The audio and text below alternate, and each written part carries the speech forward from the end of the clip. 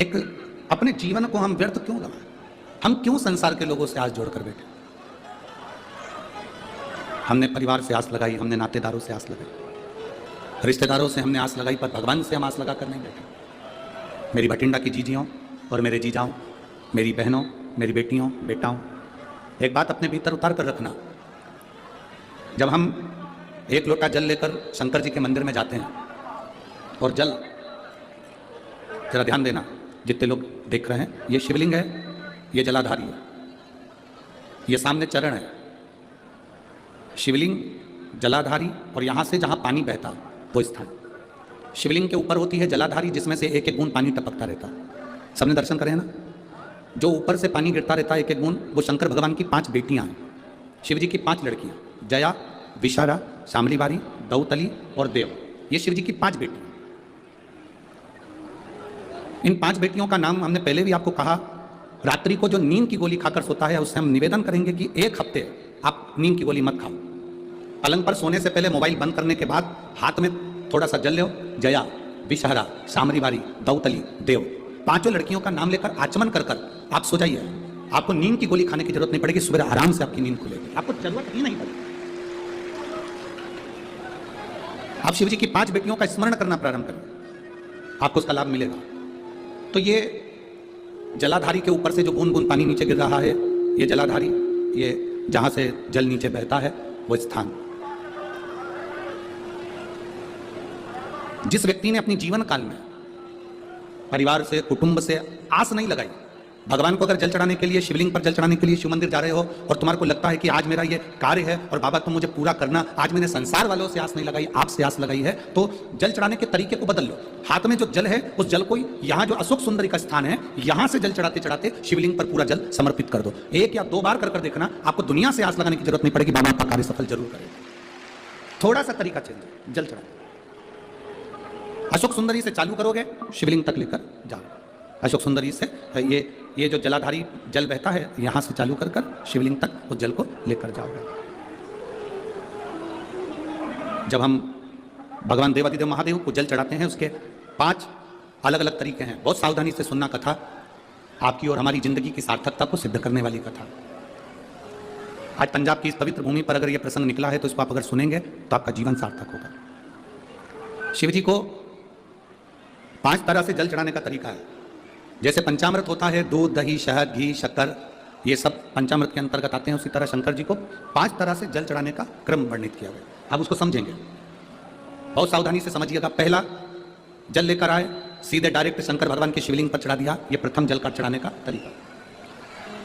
दूसरा, जहां से पानी बहकर जाता है, जहां से जल बहकर जा रहा है, उसके ठीक विपरीत जल उत्तर में जा रहा है, आप दक्षिण में खड़े होंगे और दक्षिण में खड़े होकर उत्तर की ओर मुख करेंगे और शिव जी को जल समर्पित करेंगे। यह रोग मुक्ति करने वाला है और हमारे रोग पर हमें विजय प्रदान करने वाला है।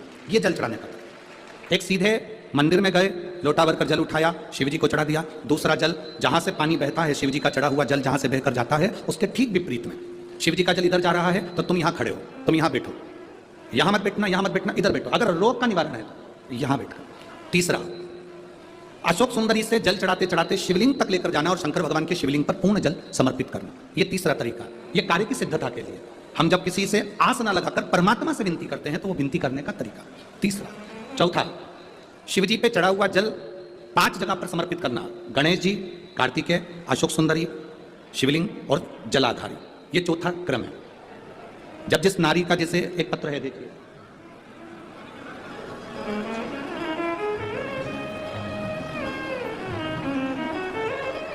मेरा नाम मोनिका है, मेरे पति का नाम संजय सिंह है, मैं दिल्ली स्वरूप नगर की निवासी हूँ। कहीं बैठी हो तो हाथ हिला सकती हैं, अगर कहीं बैठी हो तो हाथ हिला सकती हैं। मेरा नाम मोनिका है, मेरे पति का नाम संजय सिंह है, मैं दिल्ली स्वरूप नगर की निवासी हूँ, मेरा फ़ोन नंबर ये है। कहीं बैठी हैं? अच्छा, सीढ़ी पर है, ठीक है, आप हाथ हिला दीजिए। श्री शिवाय नमस्तुभ्यम, ठीक है, कैमरे वालों को दिख गया ना? ठीक है। भोले बाबा की कृपा का मैं क्या वर्णन करूं गुरुदेव।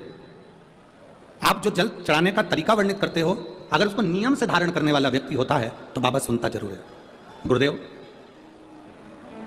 2013 में मेरी शादी हुई, मुझे संतान का सुख नहीं हुआ। 10 साल हो गए, औलाद नहीं हुई। दिल्ली का एक हॉस्पिटल जिसको हम दिखा सकते थे, अच्छे से अच्छा डॉक्टर जिससे हम जांच करा सकते थे, उसके अनुसार हमारे को संतान का सुख नहीं था। आयुर्वेदिक डॉक्टर, अंग्रेजी दवाई, होम्योपैथिक सब कराई, आईवीएफ भी कराया तो भी संतान का सुख नहीं आया। आखिरी में डॉक्टर ने कर दिया इधर उधर मत भटको, तुम्हें संतान नहीं होगी। जिसने जहां कहा हम वहां पर भी गए, गोदी भरवाई, झोली भरवाई, पर संतान नहीं आया। गुरुदेव मेरे बाबा की कृपा किसको कहते हैं? आपने बेलपत्री के वृक्ष के नीचे जल चढ़ाना, उसमें से जल बचाकर शिव जी को समर्पित करना, सफेद आंकड़े की जड़ का प्रयोग करना, ये बताया था। और मेरे बाबा की कृपा से मेरा गर्भ ठेरा, मेरे बाबा ने मुझे आज 10 साल के बाद औलाद दी है। मैं उसको यहाँ प्रणाम कराने के लिए लेकर आई हूँ, उसको नमन कराने के लिए लाई। बच्चा लाए हैं क्या साथ में? बाबू को लाए हैं क्या? नहीं लाए? ठीक है, मैं प्रणाम करने के लिए लाई हूँ। गुरुदेव बाबा बाबा है, बेटी है बहन, शिव तत्व है। एक जल चढ़ाने का तरीका, शिव जी को हम जो जल चढ़ाते हैं उसका एक तरीका भी हमारी जिंदगी में अगर हमने उसको स्मरण में रख लिया तो हमारी कार्य की सिद्धता को सिद्ध कर देता है, हमें सफलता की ओर लेकर चले जाता है। सीधे जल चढ़ाना, दक्षिण में बैठकर उत्तर की ओर मुख कर कर जल चढ़ाना, अशोक सुंदरी से लेकर शिवलिंग तक जल चढ़ाना, 5 स्थान पर गणेश, कार्तिकेय, अशोक सुंदरी, जलाधारी, शिवलिंग पर जल चढ़ाना 5 स्थान पर, ये चौथे नंबर का। और 5वां जल समर्पित करना, 5वें नंबर का। शिव जी को 5वें नंबर का जो जल आता है, जो जलाधारी है, ऊपर जिसमें पानी भरा रहता है और नीचे एक एक बूंद टपकता रहता है, जलाधारी में जल समर्पित कर कर उसी जल को बचाकर अशोक सुंदरी वाली जगह पर थोड़ा सा चढ़ाकर उसी में से जल शिवलिंग पर जब हम समर्पित करते हैं तो हम जिस कार्य के लिए जा रहे हैं वो कार्य सफल होता ही है। ये 5वां नंबर का जल समर्पित। एक पत्र हो रहे,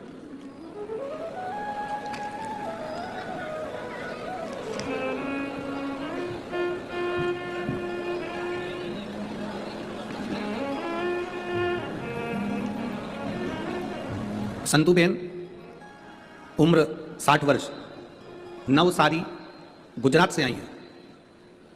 कहीं बेटी हो तो हाथ हिला सकती हैं। संतुबेन, उम्र 60 वर्ष, नवसारी, गुजरात की रहने वाली है। कहीं बेटी हो तो हाथ हिला सकती हैं। दिख गई क्या? कहीं बेटी हैं? अच्छा ठीक है, हाथ हिलाओ दीदी एक बार। हाँ दिख गए, ठीक है, ऐसे हाथ हिला देगा। श्री शिवाय नमस्ते, दिख गए। मैं गुजरात की निवासी हूँ गुरुदेव। 2014 में मुझे कैंसर हुआ था, तब मैंने गुजरात के एक अच्छे अस्पताल से अपना इलाज करवाया।